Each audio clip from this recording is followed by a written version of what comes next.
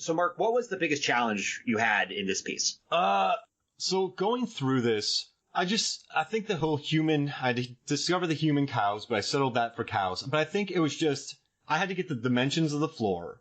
Then I had to count every single sprinkler in the system. And then once I figured out that there was 2 of them, I had to research sprinkler systems and where that could come from. And then I had to research sprinkler systems, how much they drop. And I think the biggest problem for me was there's no real answer. So this one didn't stress me out like Wicker Man or Dark Knight Rises, right? This one was much breezier for me. I just wanted to make sure that my blood estimate was close, and that was just getting all the details of this building. That was the toughest part for me. Okay.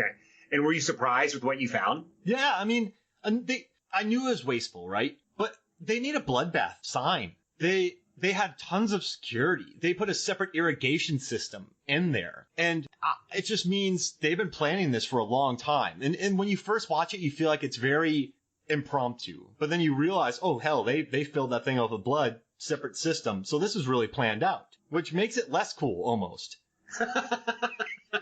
Right? It went from really cool to being like, well, it's... And then how are they going to get home? Dude, like... So my guess is they have 2, and another thing that hit me was they're covered in blood. So I'm thinking the other irrigation system's going to go off and kind of get all the blood off of them as much as you can. That'll shower them off. But by then, they won't be able to get home. So I don't know. So these people must have brought a change of clothes with them. And they're going to need to be showered off. So then that brought me down another wormhole that I didn't really want to go through. I was like, how much clothes were wasted during this? How much? They're just going to throw these away. So do you wear your nice clothes? Like that really, I had to leave that alone after that. But that was tough because I had to leave that alone. So Mark, here's the big question I have for you. Yeah. Would you go to a blood rave? No. I hear songs about partying all night and they make me tired. If there was like a Blanton's bourbon thing from 4 to 5 and you just sat there and looked at a dartboard and had some Blantons, sure, I'd do that. But I would not blood rave. Would you blood rave? I mean, I would really want to go to one of these things, honestly, if I was a vampire, not a human.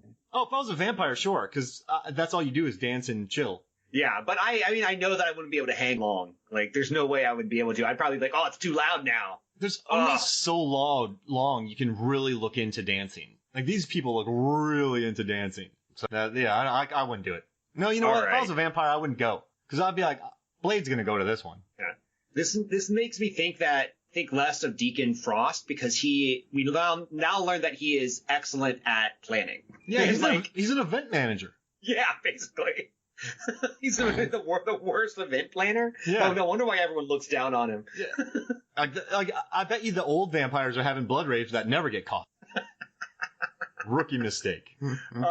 So Mark, is there anything else you want to mention about the blood rave? Because I have some things that I wanted to talk to you about some comparison to other blood scenes. I just think more people need to watch this movie and more people need to give it credit when they talk about Marvel movies or comic book movies. This needs to be up there with some of the most influential. It really does. It really should be. And all 3 of these movies are rotten on Rotten Tomatoes. Like, I get why the 3rd one is, but this and Blade 2 should not be rotten. I don't know what critics were thinking when they reviewed these films. I'm shocked that they're rotten. Absolutely shocked. Like, they're solid films. So I was going to write a data post about Saw, Blade, Hatchet, and Machete movies. All of them are rotten with weapons in their title, but then I found out that Machete is a 72%.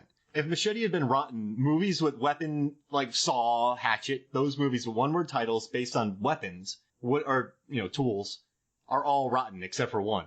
So for some reason, people hate this genre of movie with these titles. Yeah, well, I mean, people generally misunderstand or dislike horror movies, in my opinion, and then it automatically brings it down. How do you watch Blade 2 and go, yeah, I didn't like it? Blade 2 is a team-up superhero movie. Yeah, I don't get it, because Blade 2 is legit. And if I could find some data for it, I would, but I haven't been able to because it's great. There's nothing to find. Yeah, that's right. It's perfect. Like, I tried to do that with Get Out, and I'm like, damn it, it's perfect. So I couldn't come up with anything for that either.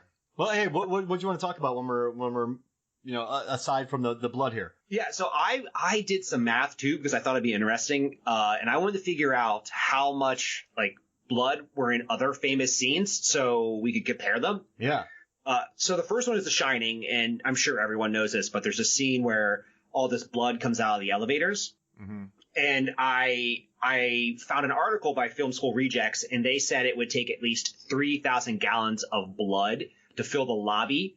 That's a ton, so that's way more than what was at the way at the more, way more. But I did some math myself, and I was like, okay, so that blood's not actually going to fill the lobby. How much blood would be full in the actual elevators, the inside of the elevators? There's 2 of them, and I came up with 1,953 gallons. So like is that more or less? I can't remember than the blood in the Rave. Oh, it's more. Much more. It's more? Yeah, so I came up with like 425 gallons. Okay.